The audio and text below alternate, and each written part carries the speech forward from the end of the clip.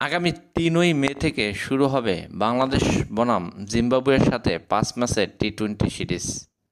আর জিম্বাবুয়ের সিরিজকে সামনে রেখে ১৬ সদস্যের টি-২০ দল ঘোষণা করেছে বাংলাদেশ ক্রিকেট বোর্ড। এবার দেখে নিন এই সিরিজে কে কে দলে রয়েছেন।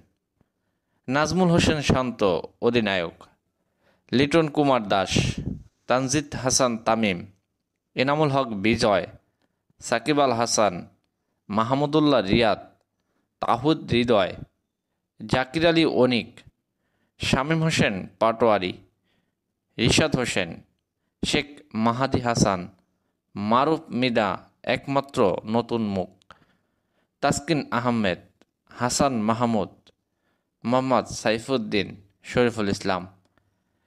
এখানে একমাত্র নতুন মুখ হিসেবে দলে চান্স পেয়েছেন মারুফ মিদা। তবে এটা সম্ভাব্য দল, চূড়ান্ত দল এখনও জানানো হয়নি।